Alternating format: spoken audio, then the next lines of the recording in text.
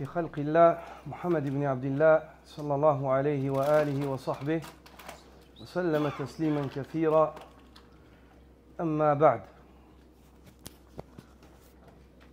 On a lu ce verset-là dans Sourate Muhammad lorsqu'Allah subhanahu wa ta'ala dit فَاعْلَمْ أَنَّهُ لَا إِلَهَ إِلَّا اللَّهُ وَاسْتَغْفِرْ لِذَنْبِكَ وَلِلْمُؤْمِنِينَ وَالْمُؤْمِنَاتِ وَاللَّهُ يَعْلَمُ مُتَقَلَّبَكُمْ وَمَثْوَاكُمْ. Sache qu'il n'y a de divinité en droit d'être adoré si ce n'est Allah. Puis ensuite, demande pardon pour ton péché, ainsi que pour les croyants et croyantes. Et Allah subhanahu wa ta'ala connaît vos retournements de cette situation ainsi que votre point de retour. Quelle sera votre finalité? Cette ayah, Allah subhanahu wa ta'ala ordonne pour le savoir, la quête de savoir. Et ce verset-là prouve qu'en islam, le savoir précède toute chose. Allah subhanahu wa ta'ala dit fa'alam,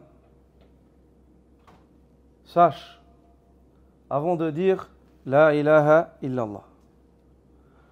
Ça veut dire, le savoir il précède même le tawhid, le monothéisme en islam.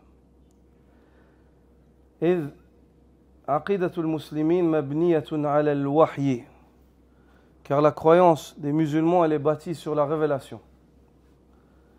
لأن المؤمن هو الذي يؤمن بالغيب, car le croyant c'est celui qui a foi en l'invisible. ولا سبيل للإيمان بالغيب إلا عن طريق الوحي.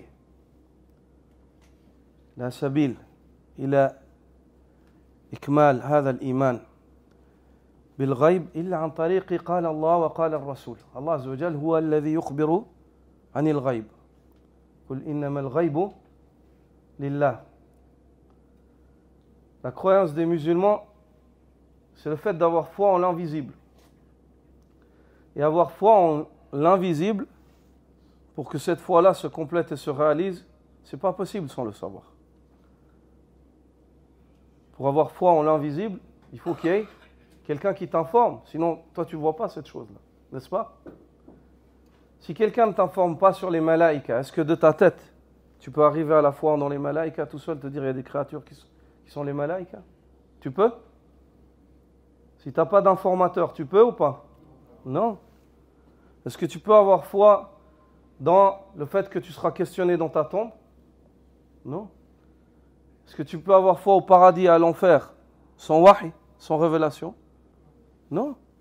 لا يمكن الوصول إلى هذه المعلومات إلا عن طريق الوحي. C'est pas possible d'arriver à ces informations si ce n'est par le biais de la révélation. Si ce n'est par le biais de la révélation. Dans ce verset-là, Allah subhanahu wa ta'ala ordonne et nous enseigne que dans la religion musulmane, la réussite, elle commence par le ilm. Fa'alam. Et que ce ilm-là, il passe avant même le tawhid. Fa'alam. Sache qu'il n'y a de divinité en droit d'être adoré si ce n'est Allah. Et que le savoir, il passe même avant la demande de pardon. Car une personne qui sait, elle sait comment demander pardon, elle sait à qui demander pardon. La demande de pardon de celui qui sait et celui qui ne sait pas, elle n'est pas pareille. À condition qu'il soit sincère. Elle n'est pas pareille. Celui qui connaît Allah subhanahu wa ta'ala et qui connaît ce que veut dire la demande de pardon, lorsqu'il demande pardon, il demande correctement et il demande avec une ferme conviction à Allah. Il connaît la capacité d'Allah de pardonner. Il n'a aucun doute. Personne ne peut le faire douter sur cela. Al-ilm يتقدم على كل شيء في ديننا فهو مصدر التوفيق. Le savoir passe avant tout dans notre religion. C'est le socle de la réussite.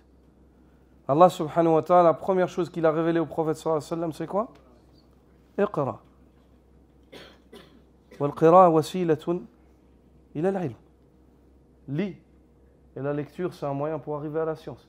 Il a révélé lis à un homme, laysa biqari, un homme qui ne sait pas lire. Ça veut dire quoi? Ça veut dire que tu te dois de faire l'effort pour arriver au savoir, même dans des situations difficiles. Même si tu dis, j'ai pas les moyens, il faut que tu trouves les moyens pour arriver au ilm. عليك أن تجتهد في الوصول إلى هذا العلم. Les Sahaba ont très bien compris ça. Abdullah ibn Mas'ud dit لا أعلم أحدا أعلم مني في كتاب الله ولو عرفت أحدا أعلم مني في في كتاب الله عز وجل تناله المطايا لرحلت إليه. Je ne connais personne qui connaît mieux le livre d'Allah, l'essence du livre d'Allah que moi, dit Ibn Mas'ud. À son époque, c'est-à-dire quand il était âgé. Il dit, si je connaissais une personne à cet instant-là, qui connaît quelque chose que je ne connais pas, ou qui connaît mieux que moi le livre d'Allah, et que je pourrais l'atteindre en scellant ma monture, je serais tout de suite parti. Je ne serais pas resté chez moi, dit Ibn Mas'ud.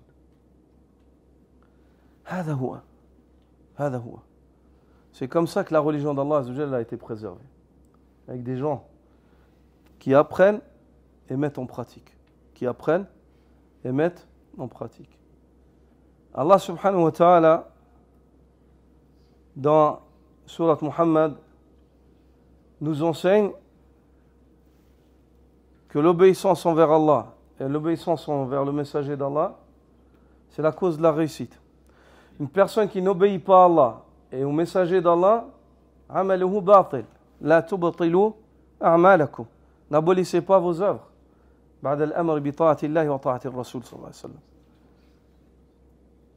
Allah nous enseigne que l'œuvre de celui qui ne bâtit pas son œuvre sur l'obéissance d'Allah et l'obéissance du messager d'Allah, son œuvre elle est batila. Elle est caduque. L'obéissance envers Allah, c'est lorsque ton œuvre elle est conforme avec le livre d'Allah. Et l'obéissance envers le messager d'Allah, lorsque ton œuvre elle est conforme avec la sunna, la budda bil ilm. Il est primordial que le musulman soit à la quête de savoir, une quête constante. Une quête constante.